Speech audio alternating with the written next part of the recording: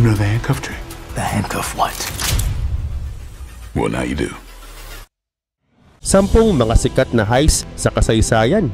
Maraming mga malalaking nakawan ang naitala sa ating kasaysayan. Ang ilan sa mga ito ay nakapagnakaw ng malalaking halaga, mga mamahaling jewelry at ilang mga mahahalagang dokumento.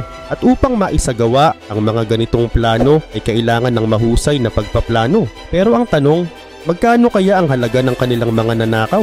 At paano nila naisagawa ang ganitong plano? Kaya naman sa video na ito ay tutuklasin natin ang hiwaga na bumabalot sa mga nakawang ito. Kaya naman simulan na natin. Number 1, The Great Train Robbery.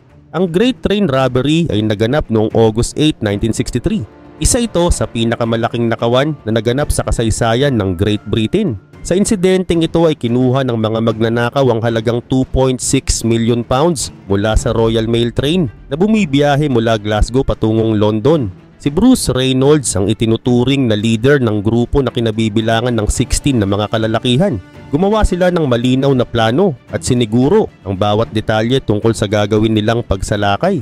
Sa tulong ng ibinigay na impormasyon ng isang tao na nagtatrabaho sa British Railways o kilala rin bilang The Ulsterman, ay nalaman ng grupo ang eksaktong daraanan at kung anong oras dadaan ang train. Maliban pa rito, bago nila isagawa ang kanilang plano, ay naglagay sila ng mga signal na parang mga stop signal upang nang sa gayon ay huminto ang train sa Bridego Bridge malapit sa Mentmore, Buckinghamshire. At nang huminto na ang train, pinasok nila ang locomotive at binugbog ang driver nito na si Jack Mills gamit ang isang bakal na tubo. At ito ang naging dahilan kung bakit ito nawalan ng malay.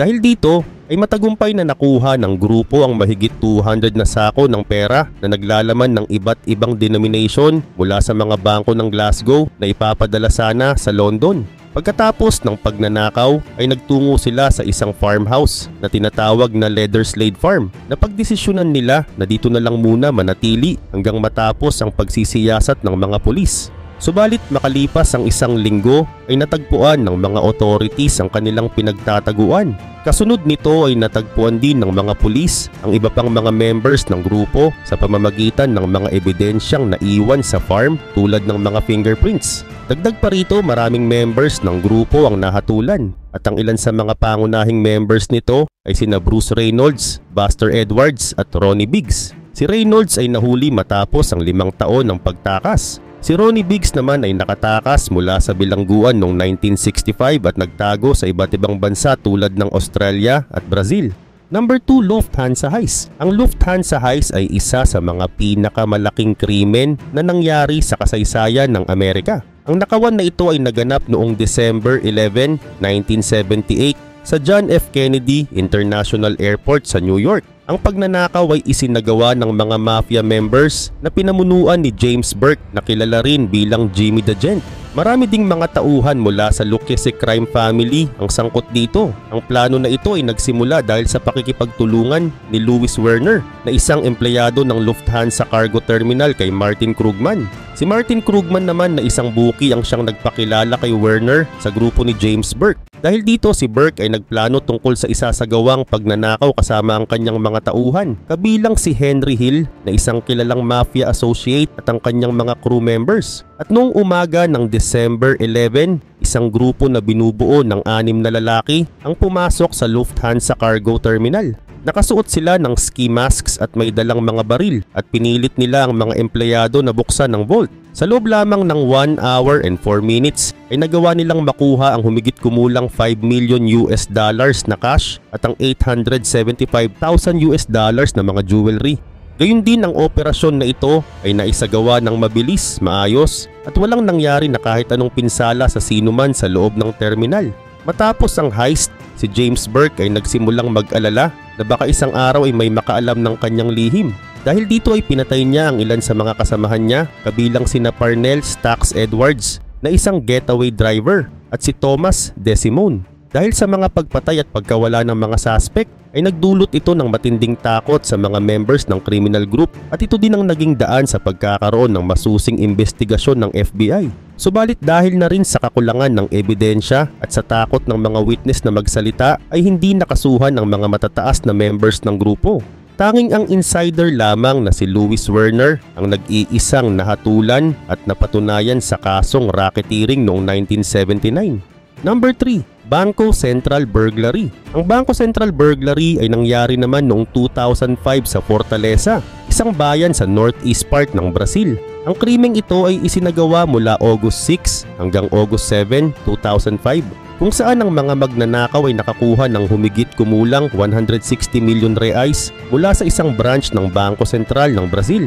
Umabot naman ng ilang buwan ang pagpaplano nila bago ito isagawa upang matiyak na magiging maayos at maingat ang mga hakbang na kanilang gagawin. At upang maisagawa ang krimen, ang mga magnanakaw ay nagrenta ng isang bahay malapit sa bangko. Dito ay nagpanggap sila bilang negosyante ng landscape. Mula sa bahay na ito ay naghukay sila ng isang 78 meters na tunnel patungo naman sa ilalim ng bangko. Ang tunnel na kanilang ginawa ay may taas na humigit kumulang 70 centimeters at naglagay din sila ng mga ilaw at ventilations upang maging komportable sila habang ginagawa nila ito. Samantala, makalipas ang ilang buwan ng paghuhukay ay isinagawa na nila ang kanilang plano at pumasok nga sila sa vault ng bangko. Ginamit nila ang ginawa nilang tunnel upang madaling makapasok at makalabas ng hindi napapansin. Ang vault na kanilang pinasok ay naglalaman ng napakalaking halaga ng pera dahil ang mga ito ay hindi pa napapalitan ng mga bagong perang papel. Dahil dito, ang mga magnanakaw ay nakakuha ng tinatayang 3.5 tons ng mga lumang perang papel. At matapos ang pagnanakaw, mabilis silang umalis sa lugar at tinangka rin nilang iligaw ang mga pulis upang hindi sila mahuli. Subalit sa kabila ng maingat nilang plano ay ilang members ng kanilang grupo ang nahuli.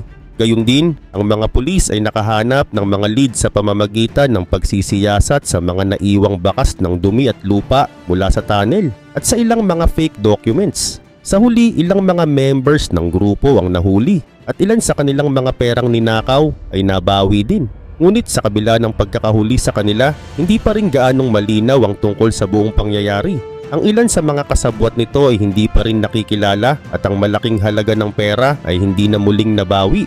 Number 4. Hatton Garden Heist. Ang Hatton Garden Heist ay naganap noong April 2015. Ang insidenteng ito ay nangyari sa Hatton Garden Safe Deposit Company sa sentro ng Hatton Garden.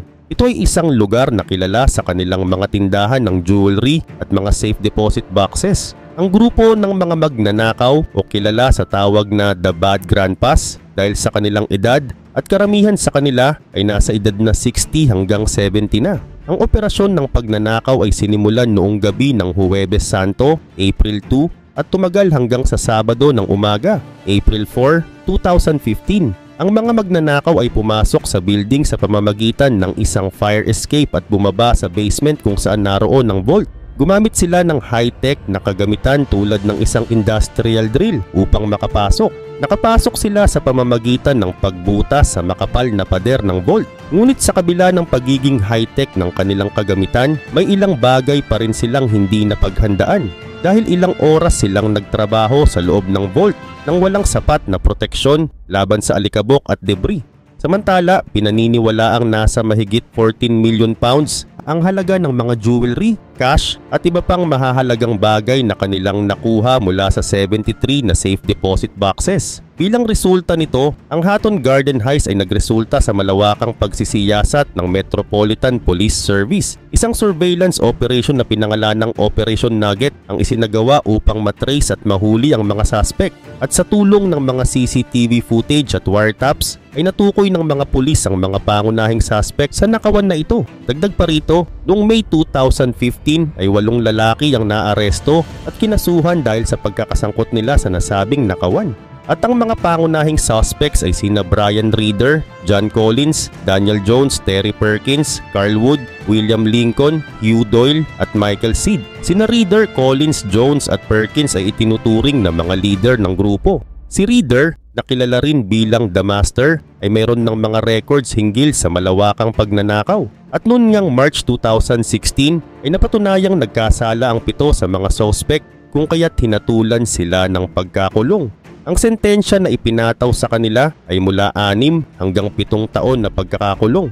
Karagdagan pa, si Michael Seed o kilala rin bilang Basil at itinuturing na mastermind ng pagnanakaw ay nahuli noong 2018 at hinatulan naman noong 2019. Bagaman karamihan sa mga magnanakaw ay nahuli at naikulong, ang ilan sa kanilang mga ninakaw ay hindi na nabawi. Number 5. Antwerp Diamond Heist. Ang Antwerp Diamond Heist ay isang historical heist na naganap noong February 2003. Ang heist na ito ay tinaguriang Heist of the Century dahil sa paraan ng pagkakaplano at pagsasagawa nito. Ang mastermind naman nito ay si Leonardo Notarbartolo, isang kilalang Italian thief na member din ng isang organization na tinatawag na School of Turin. Ang Antwerp Diamond Center ay matatagpuan sa sentro ng Diamond District ng Antwerp, Belgium. Ito ay isang lugar na kilala sa buong mundo bilang sentro ng diamond trade. Mahigpit ang pagbabantay sa nasabing lugar, ngunit nagawa pa rin ng grupo ni Notarbartolo na makapagnakaw dito. At kasama sa kanilang mga nakuha ay ang 123 safety deposit boxes na naglalaman ng mga jewelry, diamante, ginto at iba pang mahahalagang bagay. Matagal nilang pinagplanuhan ang pagsasagawa ng heist na ito.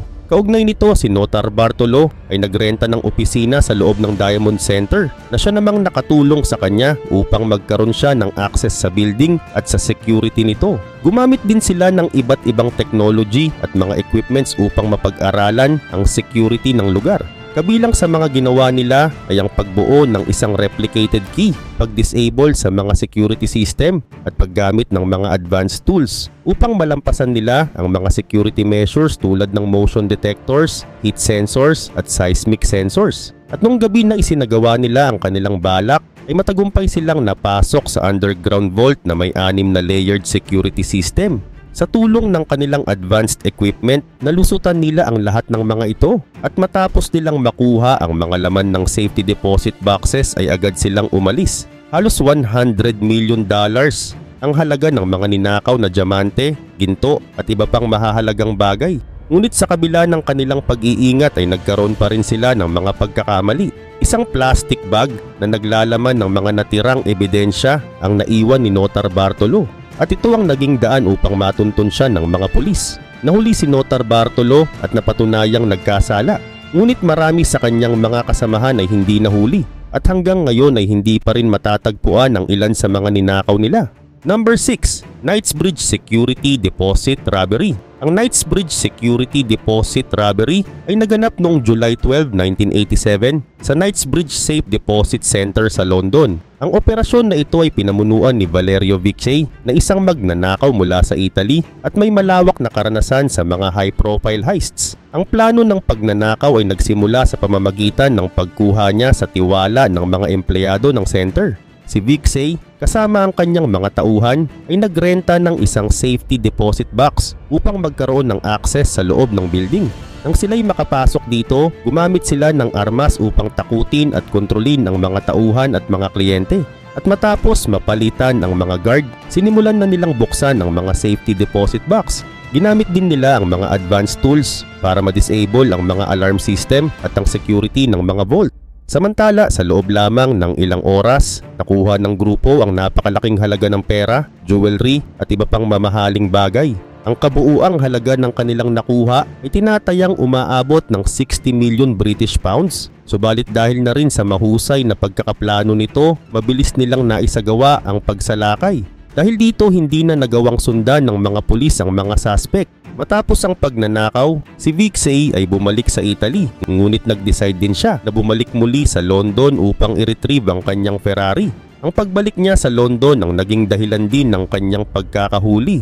Kaugnay nito, ang isang pulis na naka-assign sa kaso ay nakipag-ugnayan sa Interpol at sa mga autoridad sa Italy upang masundan si Vicei.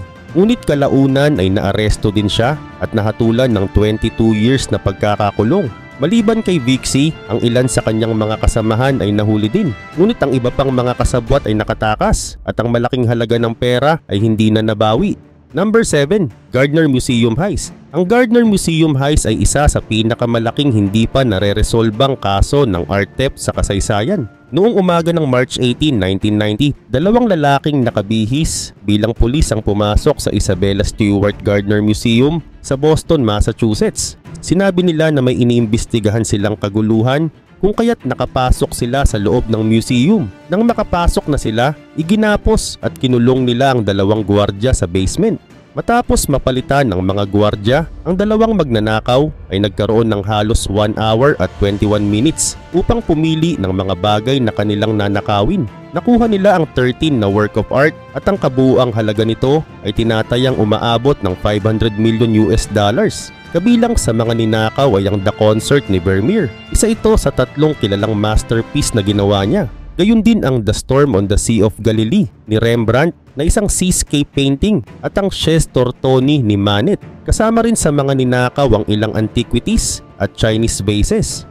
Kapansin-pansin din naman ang paraan ng mga magnanakaw sa pagkuha ng mga artworks. Dahil hindi nila maingat na inalis ang mga ito mula sa kanilang mga frames na nagresulta sa pagkasira ng mga ito. Maraming mga pag-aaral ang lumabas tungkol sa pagkakakilanlan ng mga magnanakaw at sa kinaroroonan ng mga ninakaw na mga artworks. Ang ilan ay nagsasabi na ang mga ninakaw ay maaaring nasa kamay ng mga organized crime groups at ginamit din bilang collateral sa ilalim ng illegal dealings. Maliban pa dito, ang FBI ay nagsagawa din ng maraming operasyon at pag-raid sa mga suspect. Ngunit hanggang ngayon ay wala pa ring nahahanap na kahit anong ebidensya na magtuturo sa mga magnanakaw at sa nawawalang mga artworks. Dahil dito, ang Isabella Stewart Gardner Museum ay nag-aalok ng $10 million na pabuya para sa sino mang makakapagbigay ng impormasyon tungkol sa pagkakakilanlan ng mga suspect at sa kinaroroonan ng mga artworks. Ngunit sa kabila ng malalaking reward at pagsasagawa ng maraming investigasyon ay wala pa ring nakikita na kahit anong lead na makakatulong sa pag-resolve ng kaso.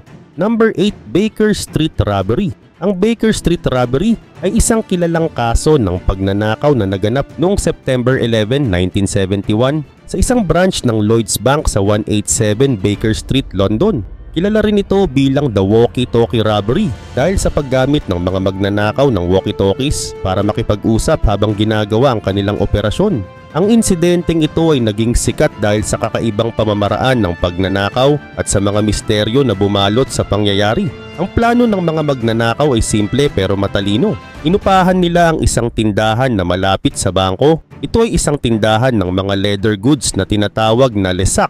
Ilang buwan bago ang pagnanakaw. Mula sa basement ng tindahan ay naghukay sila ng isang tunnel na 12 meters ang haba patungo sa ilalim ng vault ng bangko. Ginawa nila ito ng palihim at ginamit ang mga walkie-talkies upang makapag-usap nang hindi naririnig ng iba. Samantala, isang mahalagang bahagi ng kwento ay ang pagkakadiskubre ng isang radio enthusiast na si Robert Rowlands. Gamit ang kanyang amateur radio equipment ay narinig niya ang mga pag-uusap ng mga magnanakaw sa kanilang walkie-talkies habang ginagawa nila ang pagnanakaw.